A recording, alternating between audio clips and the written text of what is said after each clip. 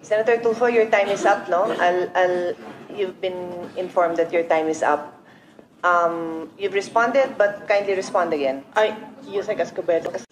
Madam Chair, Your Honor, number one, you asked the question on how you can help. Paano kayo makatulong na senator na kayo ngayon? Pwede po kayong gumawa ng batas na ipagbawal po ang voluntary contribution sa mga PTAs. Because the last time I was informed na gumawa ako ng batas para ma-implement na raw, mag-implement ng batas. Nagagawin ko, I don't have to because meron na palang dalawang batas, Your Honor. Let's go!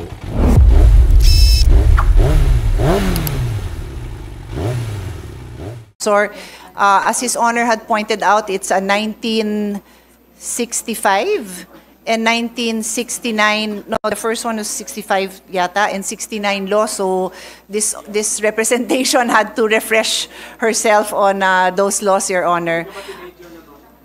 Hindi pa ho ako pinapanganak nung 1965. Nung inamend, pinanganak na ako, pero hindi ko pa to nabasa, inaamin ko naman po. Anyway, if we may go to the very important point of the gentleman, no? First of all, let's put on record that we respect His Honor's concern for the parents, no, who have expressed their problems, no, who have reached out to share their problems. No, we respect that, Your Honor, and we totally respect and appreciate His Honor's persistence in bringing this to the attention of DepEd, so that if there are solutions that can be made, they can be made. With that in mind, Your Honor, the question of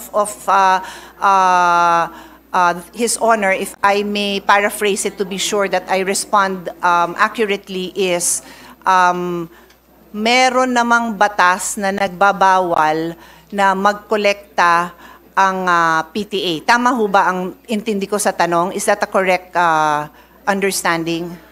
RA 5546, bawal po talaga ang contribution, collection sa mga estudyante whatsoever, whether yan ay voluntary or otherwise, except for Red Cross, Girl Scout, Boy Scout, and Barrio High School. Yun lang po talaga minention sa 5546. Wala nang iba pa. Kaya kung meron pong ginagawang collection other than those mentions, then that is against the law, against 5546, which is happening right now in so many public elementary high school.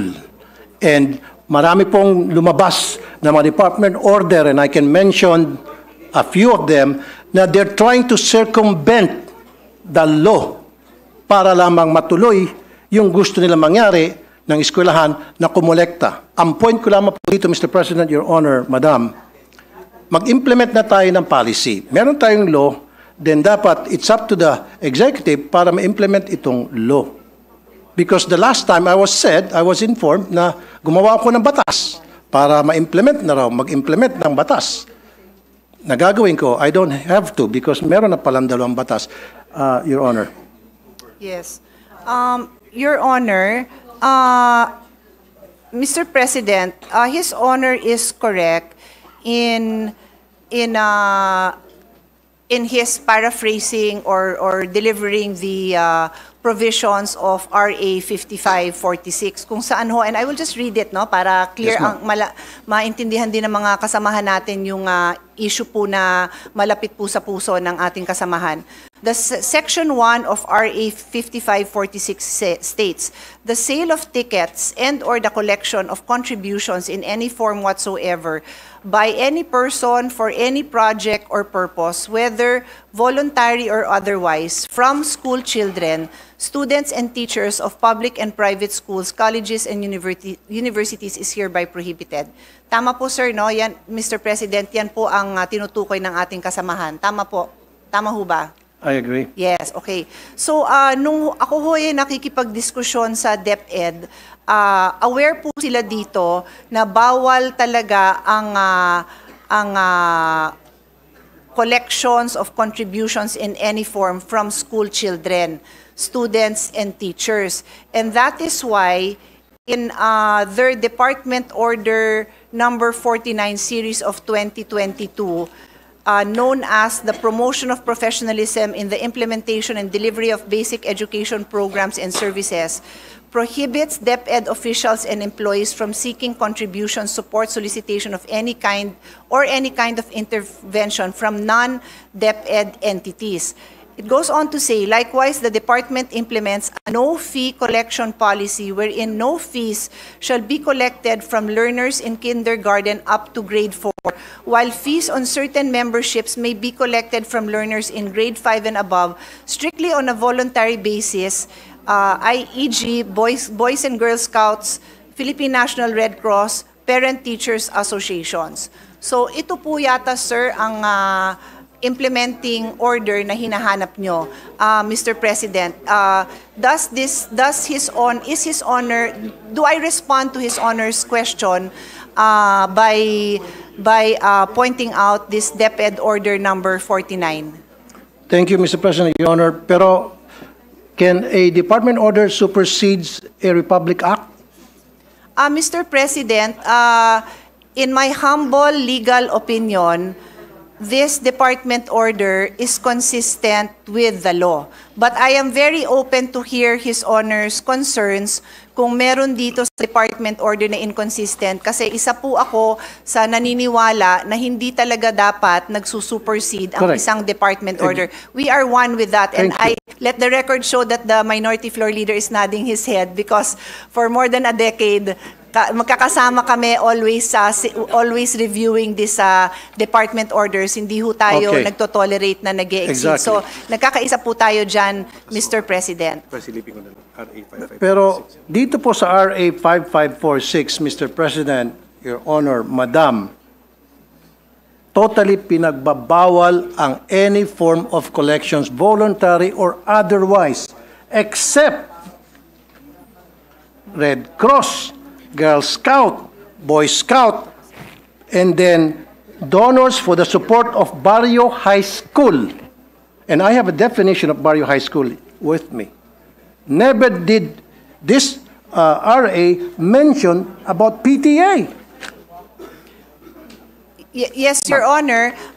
We noted that the mention of PTA is now in that department order. Upon further review and discussion with the DepEd, we are now looking at the entirety of RA 5546, wherein it states,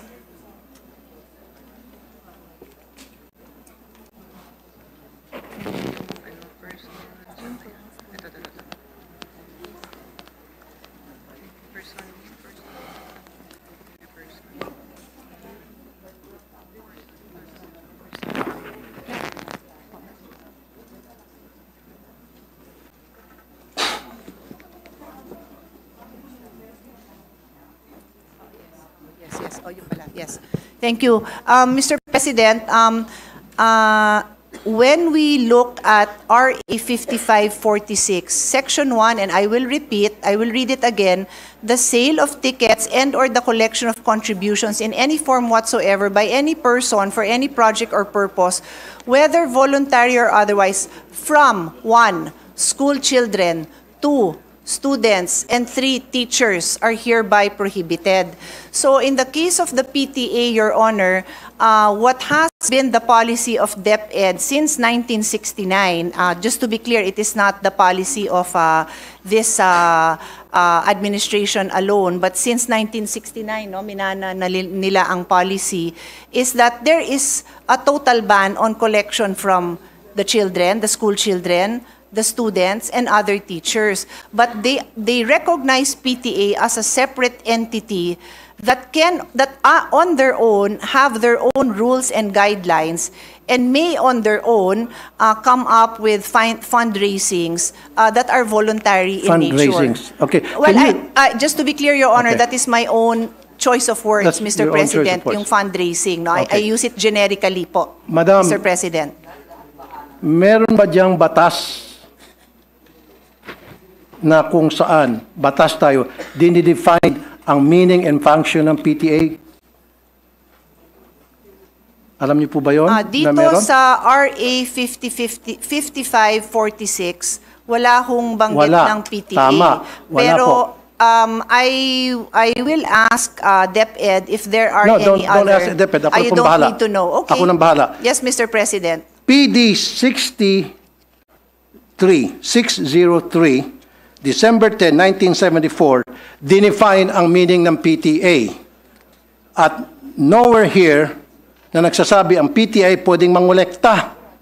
Ang sinasabi rito, ang PTA isang programa, samahan, na para tulungan ng mga estudyante sa kanilang academic performance. Kung ano mga problema ng estudyante, anong problema ng mga magulang at teachers tungkol sa estudyante to enhance their participation sa eskwelahan, yun po yung purpose. Look at PD 603, ma'am. I'll give you a minute.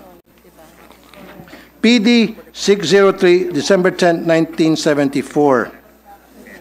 It is a forum being provided by the law para yung mga magulang at ng mga estudyante at guro ay magkaroon ng pagkakataon mapag-usapan yung welfare ng mga estudyante. Yung pong pinakabuod. Never doon sa PD na yan did mention na pwedeng mangolekta ang PTA ng contribution o collection para sa mga proyekto ng anumang mga proyekto sa isang eskwelahan. Yes. Mr. President, I will respond to his Honor's observation on the definition of PTA. Umpisahan ko po kung ano tong PD 603, no? This is the Child and Welfare Code. Familiar po tayo dyan. It's basically a law that governs, is meant to protect children. And Section 77, Section 77, just to be clear, malawak ho itong batas na ito kasi ito din ho ang naging foundation ng Foster Care Act na naging basis ng mga amendments natin on foster care law. So it's a very general law, quite detailed, no, in various ways of protecting children. So there is a section on home and school, Chapter 2 po ito. And Article 77, as His Honor correctly points out, mentions Parent-Teachers Association. It states every elementary and secondary school shall organize a Parent-Teacher Association for the purpose of providing a forum for the discussion of problems and their solutions relating to the total school program and for ensuring the full cooperation of parents in the efficient implementation of such programs. All parents who have children enrolled in a school are encouraged to be active members of its PTA and to comply with whatever obligation and responsibility such membership entails. Parent-teacher associations all over the country shall aid the municipal and the local authorities and school officials in the enforcement of juvenile delinquent control measures and in the implementation of programs and activities to promote child welfare. Mr. President, in response to His Honor's concern or conclusion that the Parent-Teachers Association do not have the authority to collect. Tama ho, no, sir? Mr. President, that is the question, no? That the Parent-Teacher Association, by definition here in PD 603, do not have the authority to collect. That is the question, Let correct? me rephrase what I said. Mr. President, Your Honor, I want a clear definition in our law that states that the PTA is allowed to collect contributions, voluntary or otherwise. Saan po sa ating konstitusyon, saan po sa ating batas. Yun po gusto ko para maging malinaw po sa atin lahat. Yes, Dapat po understood. nandito, meron po ba?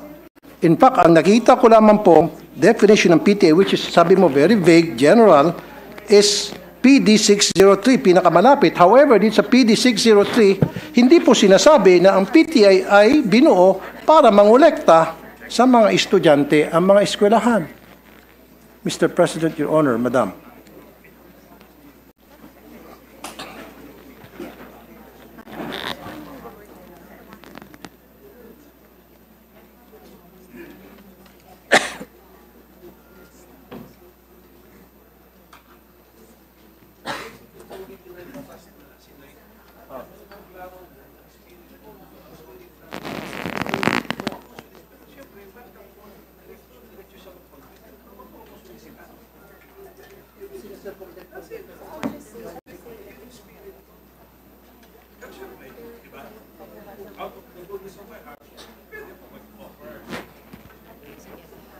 Mr. President, I just needed to confer with DepEd if tama po ang intindi ko.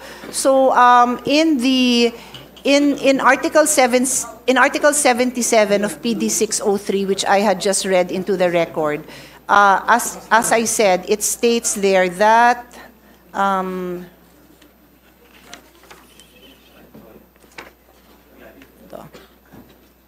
that every elementary school shall organize ito nga hong PTA relating to the total school program to ensure full cooperation of parents in the efficient implementation of such programs. To address, they are meant to create a forum to address the problems and the solutions.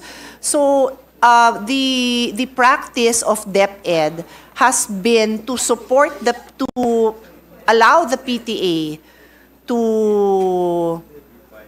follow the mandate of Article 77, and if they need to raise funds to be able to address these problems and solutions, including the implementation of the programs, then they are governed by their own guidelines in implementing those programs, sorry, Mr. including President. yung at tapusin ko lang po, Sige po. including yung fundraising. Yan po ang naging practice ng DepEd since 1969 po.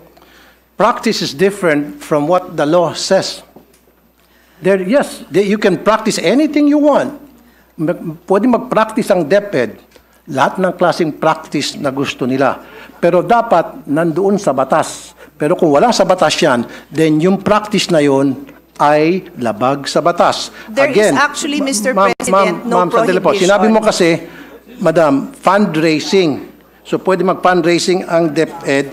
It's been a practice through the DepEd, magkakaroon silang fundraising under PD 603. Pero, Mr. President, Your Honor, sa PD 603, wala talaga ako makita rito, kahit na letter by letter, tinitingnan ko, wala talaga nagsabi rito na pwede mag-fundraising, na pwedeng humingi ng contribution, humingi ng tinatawag na voluntary contribution. Wala talaga. So it seems to me na yung DepEd ay gumagawa-gawa ng sarili nila ng guidelines sa isang batas. Gumagawa sila ng sarili nilang IRR. Mr. President, I'll go back to what the Republic Act states. It prohibits collection and contribution from students. And so the policy of DepEd has been to allow the PTAs to follow their own guidelines wherein contributions among the parents are allowed. So Okay. to be clear, just to be clear, Mr. President, importante po na maliwanag yung pagsagot ko sa napakamahalagang tanong ng ating kasamahan. Bawal talaga ang pagkolekta sa estudyante, and that is being honored by DepEd. In other words, hindi pwedeng maglabas ang DepEd, ang principal, ang teacher ng request or request for contribution na ibinibigay sa estudyante. Bawal po talaga yon. Bawal. But, so kung bawal po, bakit po Correct. nangongolekta pa rin sila sa mga estudyante, especially po sa mga Mr. hirap? President, I would like to clarify, never po sila nangongolekta sa estudyante. Wala po silang collection sa estudyante. Ang meron, I'm sorry, we can I beg to identify disagree. the issue. I the issue, beg to disagree, ma'am. Ito po, lahat ng mga nagsumbong sa akin. sir, the These are issue, the I don't These think, are the list of parents na nagsumbong sa akin, iba't ibang eskwelahan sa buong Pilipinas, na kung saan sila po ay sa pilitang kinukolektahan ng mga electric fan at kung ano pang mga gamit sa eskwelahan, na meron man pong budget sa MOE ang DepEd for those things. yes. Mr. President, first of all, may I request that that list is Yes, submitted I'll be so more that than happy to we give it to can you. give it to DepEd kasi I believe they have committed in the hearing pa lang na any violation po, iimbestigahan naman po nila. They made that commitment po. The only item left for the discussion on the floor right now is yung authority mismo ng PTA. So any direct contribution o collection sa estudyante, talaga hong iimbestigahan nila. So tama, ang pagkaintindi ko, Mr. President, sa issue is, so si PTA ba pwedeng mangolekta? And ang sinasabi po sa atin ng DepEd, the policy since 1969 has been to recognize the PTA's authority to decide among themselves. They have their own rules, they have their own guidelines to do their fundraising, that is a generic term that I'm using, among the parents. Hindi to sa bata, hindi apektado yung pagpasok ng bata, hindi apektado ang grade ng bata. Bakit ginagawa ng parents yun? Kasi kulang ang pondo. Yung sinabi ng ating kasamahan na nasa MOOE yan, meron yan pambili ng electric fan, idagdag ko na rin doon, ano yung mga kakulangan, di ba? Yung pagpaganda ng garden, driveway, entrance, kung ano pa man. Lahat naman po yan nilalagyan ng MOOE. Pero if I may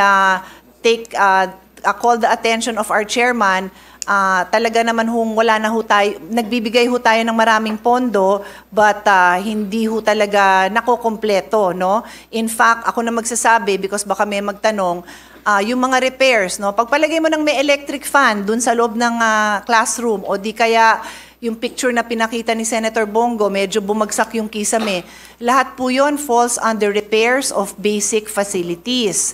Pero natanggalan po yan ng pondo, nailipat po sa ibang pondo yan, hindi ho ng Senado. So may mga issue pong ganyan. I think I want to assure our colleague that hanggat makakaya, sinusuportahan ng ating chairman yung ating recommendation to increase the MOOE. So that basic principle, I think everyone in the Senate supports His Honor, na mapondohan sana ng lahat na yan.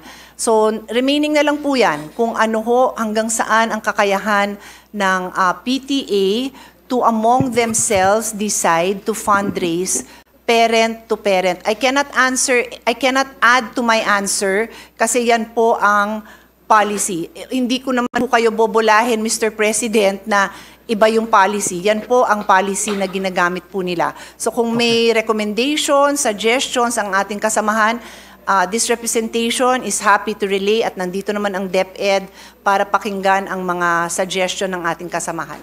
Thank you, Mr. President. Thank you, the good sponsor, Honorable Congresswoman Pia Cayetano, Senator Pia Cayetano, sorry. Thank you.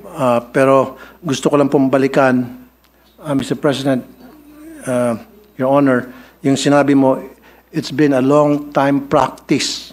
Tama? Policy po. Policy, okay, sige. I stand corrected. It's been a long time policy na pinapractice sa DepEd for so many years na ilan sa atin hindi pa pinapanganak dito. Of course, ako pinanganak na ako dyan. Pero dapat a policy should be dictated by the law. So is there a law na kung saan sinasang-ayunan ng policy na sinasabi nyo matagal na pinapractice ng mga taga-DepEd? Dapat lahat ng mga bagay na ginagawa sa ating mga eskwelahan, lalo sa DepEd, na who's receiving lots and lots of budget by the billions, dapat nandoon nakasaad sa batas. Hindi pwede po silang gagawa-gawa ng sarili ng policy na wala po sa batas. Dapat lahat po ng polisiya nandoon po. Mr. President, may I respond to that statement? Mr. President, as I said, no, kaya ho ako nag-abalang ipaliwanag na ang PD 603 is a very broad law intended to protect the rights of children. Kaya nga po Child and Youth Welfare Code ang pangalan nito. And there is just one chapter on home and school, which is only 2 articles. So, dito po sa articles na to, at binasa ko naman on record, yung pag-create ho ng PTA, wala na hong detalye yon. The fact, Mr. President, that there is no prohibition, that there is no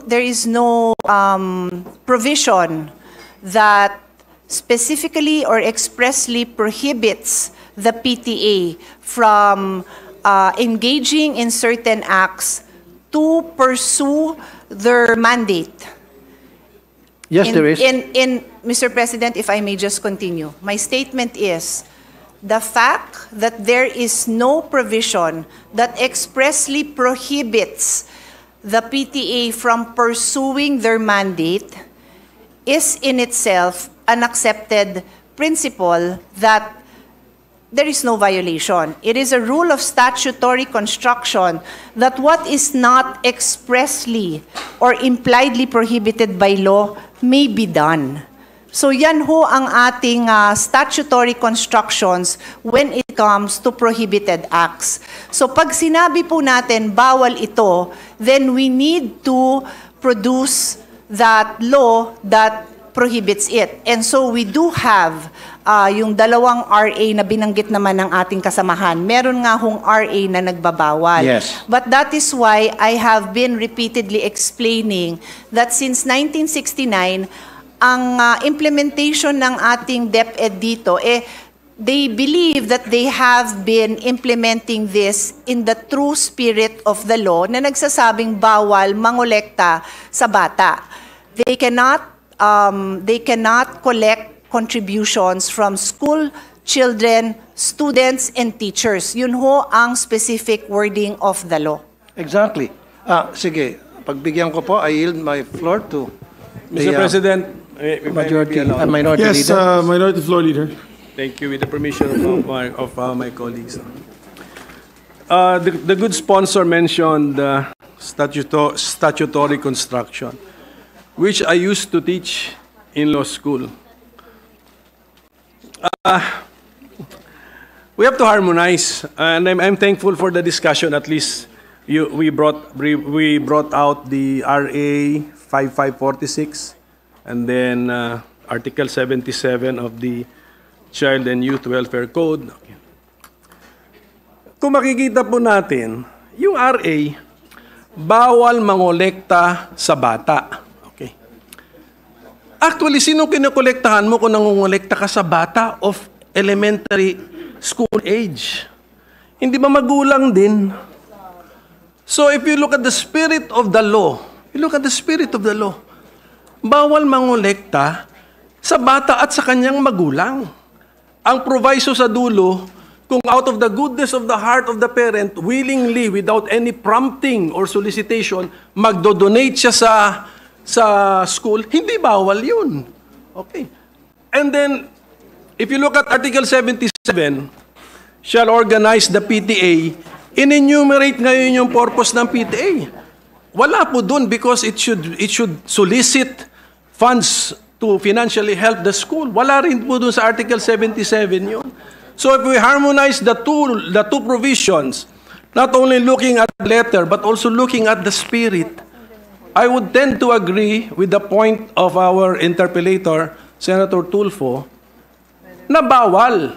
And if there is a department order na may interpret na pwede for the PTA to prompt or solicit or to ask contributions from the parents, let's review this department order because in my humble opinion, it violates the law, Mr. President.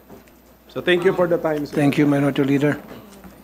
With the indulgence of our colleagues, may we recognize, Mr. President, our Senate President Pro Tem for her interjection? With the Our indulgence. distinguished Senate President Pro Tempore, Senator Lauren Legarda is recognized. Thank you, Mr. President. May I humbly suggest that since the GAA is the most important piece of legislation, it may be applicable only for the next 12 months, however, but you can keep on making it a special or a general provision.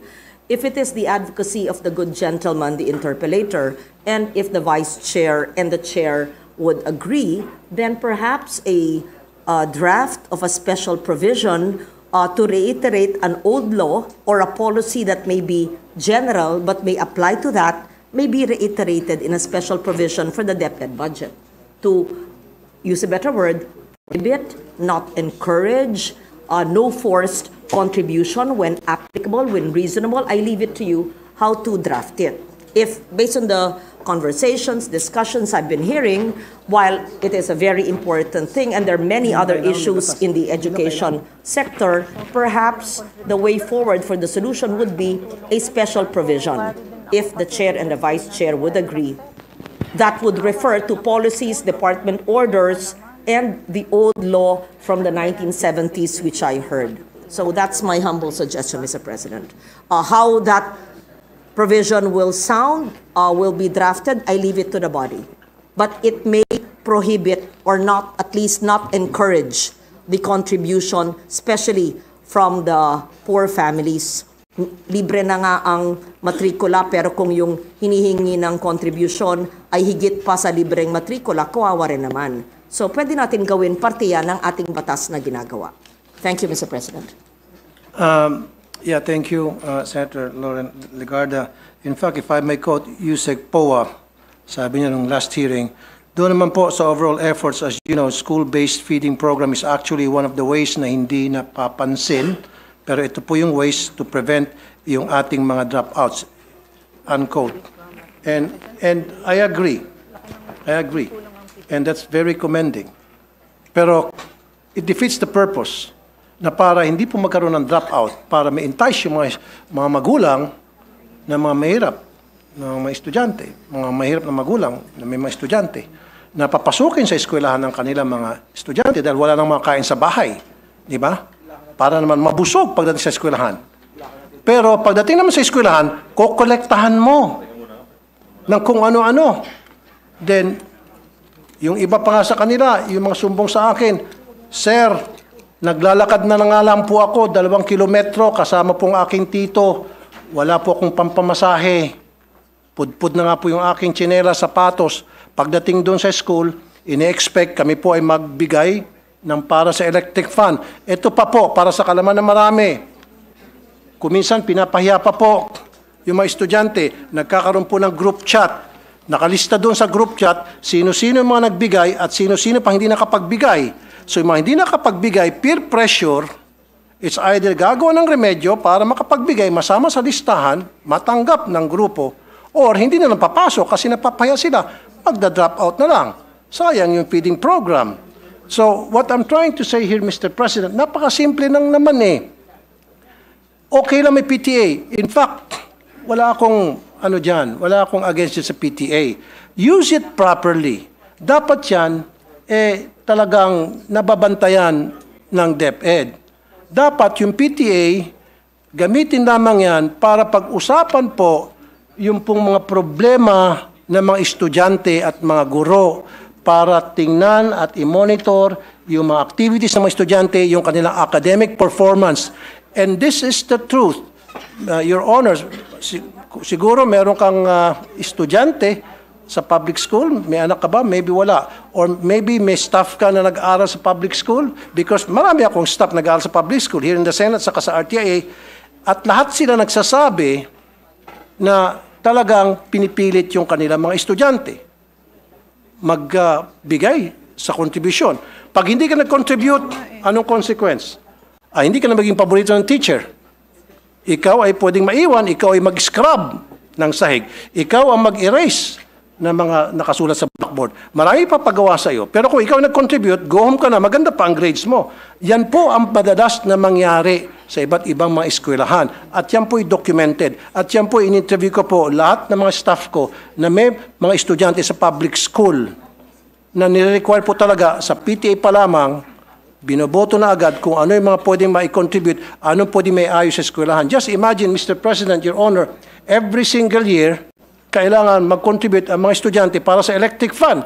Kung ipon-ipunin natin yung contribution sa electric fund every year, siguro baka marami ng warehouse ng electric fund dyan sa DepEd, kung saan ba dinadala yung electric fund. My question also, Mr. President, Your Honor, di ba meron pong MOOE para dyan sa electric fund na yan? Ba't kinakailangan pa pagbayarin yung mga estudyante sa electric fund, sa jobos, sa pintura, sa bond paper, maging sa, ito pa po, sweldo sa security guard, sweldo sa janitor, pati ba naman sa kuryente. And I understand, Mr. President, Your Honor, Madam, meron po tinatawag na Special Educational Fund ang LGU. In fact, ang LGU nagbibigay din ng pera sa DepEd, Mr. President.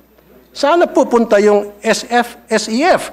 Now, my question is, maaari siguro ang problema hindi nakakarating sa mga eskwelahan ang MOOE. Saan na pupunta yung MOOE?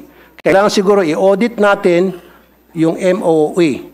Yan po ba ay nakakarating ng tama o baka naman nakakarating sa mga eskwelahan pero hanggang sa principal lang? Kaya may mga balita, si principal, magaganda ang mga bahay, magaganda ang mga sasakyan, pero sila teacher, kawawa. So si teacher gagawa ng remedyo at yun na nga, maningil sa mga estudyante. Kaya nga po, sabi pa nga nung mga nakakausap ko po, doon sa mga listahan, I think we interviewed more than 100. Sabi, kaya nga po kami pumunta sa public school dahil wala po kami pambayad sa private school. Sila po ay mga tricycle driver, pedicab driver, labandera, kasambahay, factory worker, na mga underpaid, na maliliit lamang sweldo. Salamat nga, sinabi ni Secretary Yusek Poa, and I commend you for saying that, yung programa nyo yan, na merong feeding program para hindi na po tumaas pa yung cases ng dropout, para ma-entice yung mga magulang na papuntahin sa eskwela ng kanilang estudyante dahil meron ng pagkain. Gutom kasi sila, kaya hindi sila pumapasok, pero kung bigyan mo ng pagkain, papasok na sila. However, pagdating naman sa school, yung libreng pagkain, parang siningil mo lang dahil pagbabayarin mo para sa kung ano ng contribution. Sir, ano po yung tanong nyo? I'm just making a statement, Mr. President, Your Honor, kung ano po yung sentimiento ng mga pumunta sa akin, mga magulang, libo na po, sinasabi po sa akin. So what I'm saying is, we have to stop this wrong policy na kung saan nag-violate ng law ang kung ano-ano pong department order na ipinapalabas po ng DepEd para lamang pipilitin na makakolekta sa mga estudyante. Sabi pa nga ni Minority Leader Coco Pimentel, pag kinolekta mo estudyante, wala naman pera yung mga estudyante, parang sino kinukolektahan mo talaga? In essence, yung mga magulang. So, for me, change that policy, wag na tayo mangolekta, zero collection na talaga, voluntary or otherwise, tulad na nakalagay sa batas. Okay? Except for Red Cross, Girl Scout, Boy Scout, and Barrio High School. Let's stick to what the law says. Stop na natin yan. Huwag na ho tayo magpalabas ng mga department order para we try to circumvent the law para makakolekta. Tuloy, ang duda nito mga magulang, baka siguro gusto nilang magpalabas ng kung ano mga department order para makakolekta sapagkat gusto nilang yung MOE hindi na makarating sa mga eskwelahan.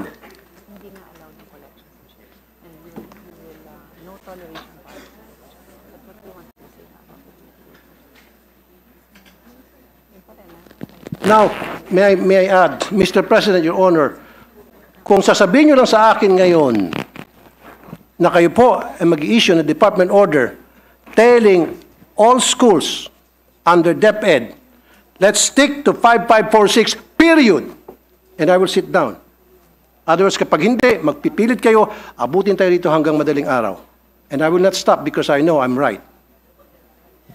Mr. President, just a short response. The policy of DepEd is very clear. They have a no toleration policy on the collection from students. So, itong huling mga nabanggit ng ating kasamahan na yung mga estudyante, nagko-collect, paulit-ulit din na sinasabi sa akin ni Vice President, DepEd Secretary na no, they will not tolerate that and they commit to investigate that. Thank you. So clear po tayo dyan. On that note, may I ask for a minute suspension, Mr. President? Thank you. Session suspended for 1 minute. Para mapabilis lang po tayo. Kaysa naman po, kailangan pa muna ako magpaliwanag, babasahin niya, kailangan ko pa magpaliwanag, and then hindi siya satisfied sa paliwanag ko, then magkakaroon ng debate. At kapag halimbawa na satisfied siya sa paliwanag ko, then hindi na siya mag-amend. Humahaba lang po tayo, Mr. President, Your Honor. Kung gusto niyo po, maglatag na ako ng banig dito.